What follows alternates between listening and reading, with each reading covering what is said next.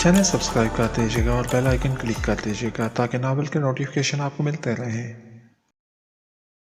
दिल ही दिल में सब तय किए बैठे थे। आपने तो मेरे दिल की बात की। मैं भी यही चाहती हूँ कि जल्द अज जल्द सरमद की शादी हो जाए। फाखरा के चेहरे पे मुस्कुराहट फैल गई।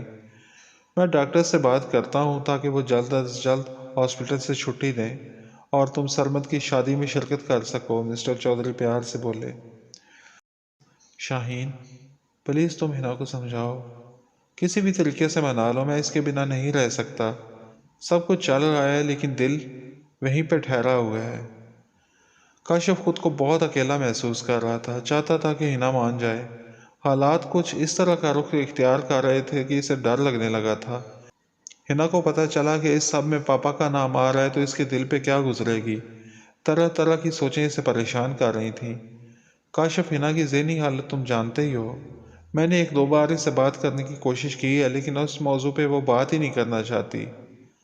काशिफ, बेहतर होगा तुम खुद ही इससे बात कर लो। लो, वो सामने आ रही है, पूछ लो उससे। काशिफ ने देखा हिना इसी तरफ आ रही थी। काशिफ तेज तेज कदम बढ़ाता इसकी तरफ बढ़ा और इसे रास्ते में रोक लिया। हिना, कैसी हो? इसके लहजे में बहुत सारा प्यार था। हिना के दिल को कुछ हुआ।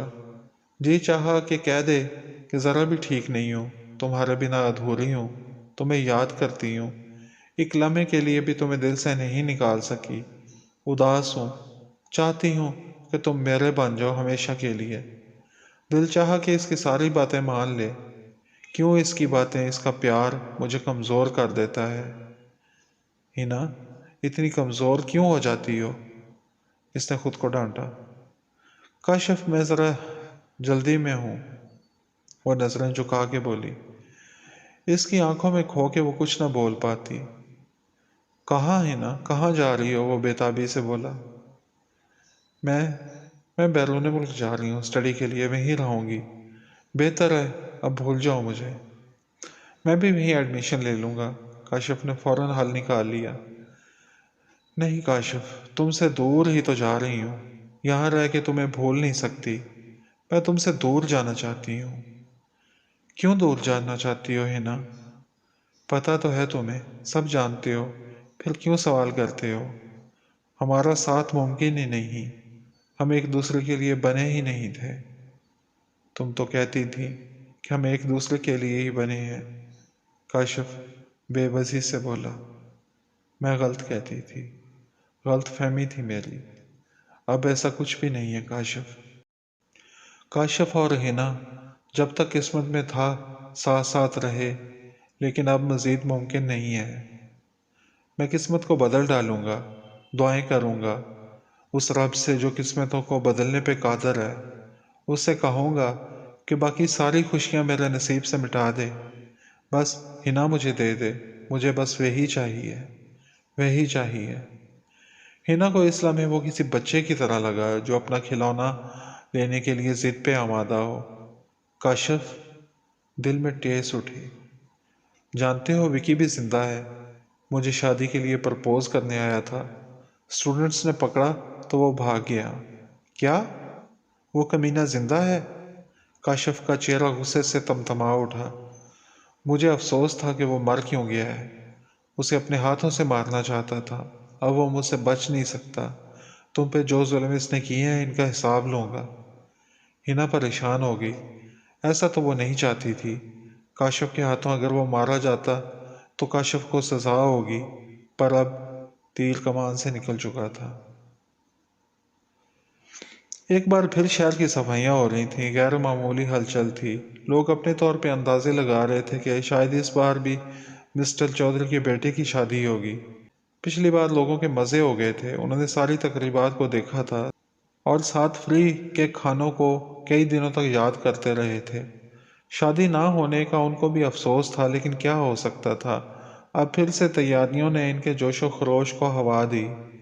जो पहले इस शादी से मुस्तफ़ीद ना हो सके थे, शर्म की वजह से खाना खाने या शादी की तकरीबात में शामिल ना हुए थे, वो भी इरादे बांध रहे थे कि इस बार अगर शादी हुई तो इसमें ज़रूर शामिल होंगे। तानिया क्लास लेने जा रही थी कि सरमद ने इसे रोक लिया। तानिया, तुम्हें मामा बुला रही हैं। بات کرنی تھی۔ کلاس لے لوں پھر چلتے ہیں؟ وہ ہچکچا رہی تھی۔ نہیں ابھی چلو، سرمد کہے وہ انکار کر دے، ایسا ممکن ہی نہیں تھا۔ وہ ساتھ چل پڑی۔ سرمد نے اسٹینڈ سے بائک نکالی اور اس کے ساتھ وہ بائک پہ بیٹھ گئی۔ ایسے بیٹھنے سے بہت اچھا لگتا تھا، خود کو بہت محفوظ سمجھتی تھی۔ بائک کا رخ ہاسپٹل کی جانب کسی اور طرف دیکھ کے چونکی۔ سرمد، یہ سڑک ہاسپٹل کی طرف تو نہیں جاتی، کہاں جا رہے ہو؟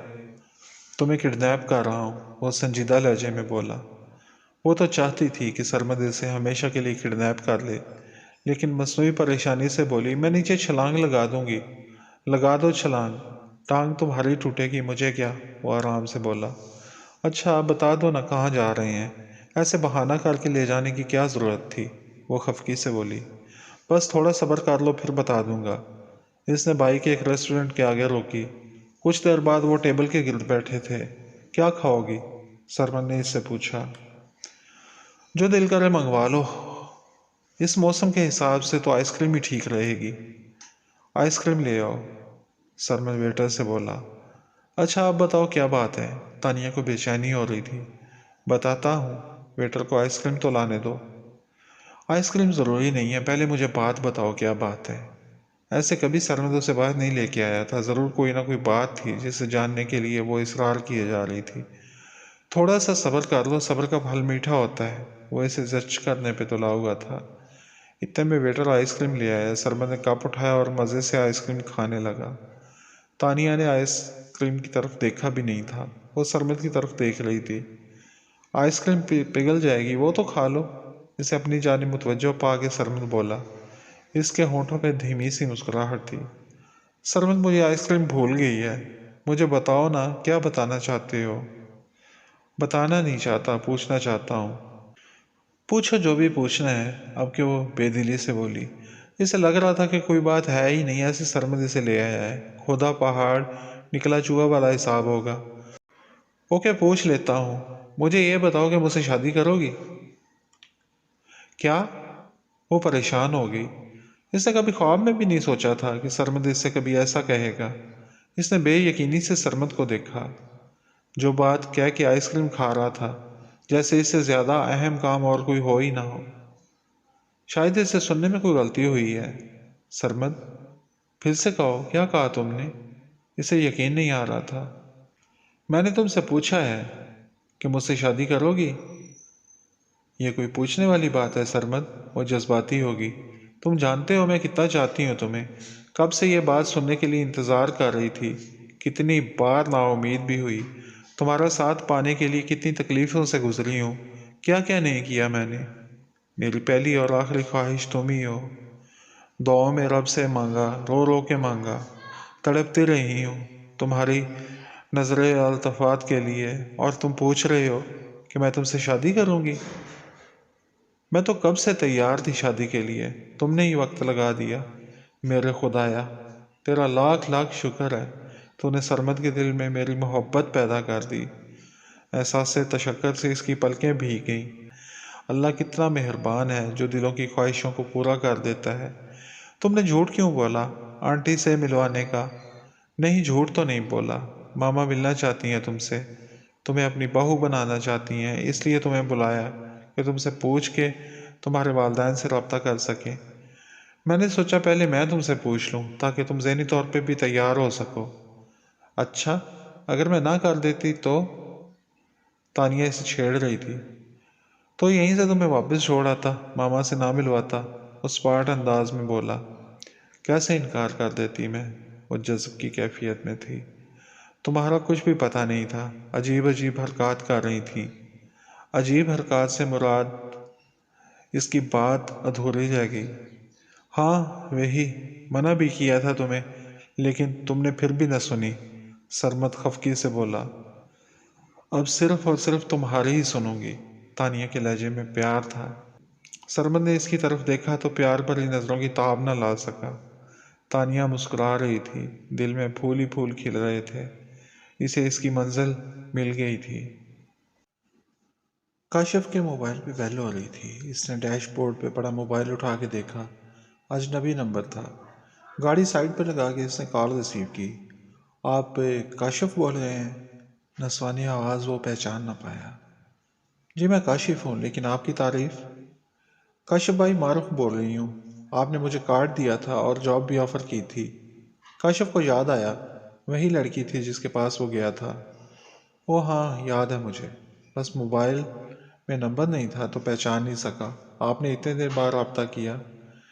پاپا سے میں نے اسی دن کہہ دیا تھا۔ آپ نے آفس چلے جانا تھا۔ میں 2 دن بعد ہی آفس چلی گئی تھی اور جاب بھی اسی دن مل گئی تھی۔ میں نے شکریہ ادا کرنے کے لیے فون کیا تھا۔ دیر اس لیے ہو گئی کہ میں خالی آپ کا شکریہ ادا نہیں کرنا چاہتی تھی بلکہ آپ کی دعوت بھی کرنا چاہتی تھی۔ آج ہی پہلی تنخواہ ملی ہے، اس لیے پہلے یہ بتائیے کہ آپ کو کوئی ضروری کام تو نہیں ہے؟ نہیں، بس یونیورسٹی سے واپس آ رہا تھا، کاشف نے جواب دیا۔ آپ مجھے آفس سے پک کر سکتے ہیں یا میں خود ہی آ جاؤں؟ میں 15 منٹ تک پہنچتا ہوں۔ ویسے میرے خیال میں رہنے دیں سسٹر، خالی شکریہ سے ہی کام چل جائے گا۔ کاشف اس کی دعوت قبول کرنے میں ہچکچا رہا تھا۔ نہیں بھائی، ایسے اچھا نہیں لگتا، پلیز میری خوشی کے لیے مان جائیں۔ اچھا ٹھیک ہے، میں آتا ہوں۔ کاشف نے گاڑی کا رخ آفس کی جانب موڑ لیا۔ وہ آفس کے پاس کھڑی انتظار کر رہی تھی۔ اس کے گاڑی میں بیٹھتے ہی کاشف نے گاڑی چلا دی۔ معروف کافی خوش نظر آ رہی تھی۔ جدید طرز کا لباس پہنے وہ بڑی پورا اعتماد لگ رہی تھی۔ اس دن والی معروف اور آج کی معروف میں زمین آسمان کا فرق تھا۔ کاشف نے نسبتاً سستے ریسٹورنٹ کے آگے گاڑی روکی تو وہ چونک پڑی۔ آپ اس ریسٹورنٹ میں آتے ہیں؟ ہاں، کبھی کبھی، کاشف نے مختصراً جواب دیا۔ وہ نہیں چاہتا تھا کہ معروف کے زیادہ پیسے خرچ ہوں۔ چلیں پھر ٹھیک ہے، ورنہ میں نے تو کئی 5 اسٹار ریسٹورنٹ سوچ رکھے تھے۔ ویٹر کو آرڈر دے کے وہ کاشف کی طرف متوجہ ہوئی۔ کاشف، کچھ غلط نہ سوچئے گا، میں آپ کو نام سے ہی بلاؤں گی۔ بھائی کی حیثیت سے میرے دل میں آپ کے لیے جذبات ہیں، لیکن بھائی کہہ نہیں پاؤں گی کیونکہ مجھے عجیب سا لگتا ہے۔ مردوں کے اتنے گھنونے روپ دیکھ چکی ہوں کہ بھائی کا لفظ ہی شاید بھول گئی ہوں۔ وہ افسردہ ہوگی۔ دنیا میں اچھے برے لوگ تو ہوتے ہی ہیں۔ اسے افسردہ دیکھ کے کاشف بول پڑا۔ ہاں ہوتے ہیں اچھے برے، لیکن ایک عورت کے لیے زیادہ ہی برے ہو جاتے ہیں۔ اچھا، آپ نے بتایا ہی نہیں کہ آپ مسٹر چودھری کے بیٹے ہیں۔ وہ تو جاب جوائن کرنے کے بعد پتہ چلا۔ مسٹر چودھری کے بیٹے کی شادی کی تقریبات اتنے خاص انتظامات کے ساتھ ہوئی تھی کہ سارے لوگ بہت حیران ہوئے تھے، اور بعد میں جب شادی نہیں ہوئی تو لوگ تب بھی حیران ہوئے تھے کہ ایسا آخر کیوں ہوا۔ آپ کے بھائی کی شادی تھی؟ نہیں، میری شادی تھی۔ کاشف کو وہ لمحے یاد آ گئے جب حنا اس کی ہونے والی تھی اور بس آخری وقت پہ سب کچھ تہس نہس ہو گیا۔ سوری، میں نے غلط ٹاپک چھیڑ دیا، وہ معذرت خواہ انداز میں بولی۔ کوئی بات نہیں، زندگی میں کافی کچھ ایسا بھی ہو جاتا ہے جو ہم چاہتے نہیں لیکن ہو جاتا ہے، یہی زندگی ہے۔ چلے، میں آپ کے لیے دعا کروں گی کہ اب آپ کی زندگی میں سب اچھا ہی ہو۔ ویٹر کھانا لے آیا، دونوں خاموشی سے کھانا کھانے لگے۔ کھانا کھا کے کاشف نے بل دینا چاہا لیکن معروف نے اس کی ایک نے چلنے دی۔ میں پارکنگ سے گاڑی نکال لاتا ہوں، تم پھر باہر آ جانا، کھڑے ہو کے انتظار کرنا کچھ اچھا نہیں لگتا، کاشف معروف سے بولا۔ ریسٹورنٹ کی فرنٹ وال ٹرانسپیرنٹ گلاس کی تھی اور اس میں سے باہر نظر آ رہا تھا۔ اوکے، میں یہی انتظار کرتی ہوں۔ کاشف پارکنگ سے گاڑی نکال کے لا رہا تھا کہ سامنے اچانک ایک آدمی آ گیا۔ کاشف بریک نہ لگاتا تو گاڑی سے ٹکرا جاتی۔ کاشف کا غصہ آ گیا، کتنے بیوقوف ہو، اگر میں بریک نہ لگاتا تو نیچے آ جاتے۔ دروازہ کھول کے وہ زور سے بولا۔ وہ شخص اس کے قریب آ گیا۔ مجھے نہیں جانتے کاشف؟ وہ اسے چینل سبسکرائب کر دیجیے گا اور بیل آئیکن کلک کر دیجیے گا تاکہ ناول کے نوٹیفیکیشن آپ کو ملتے رہیں۔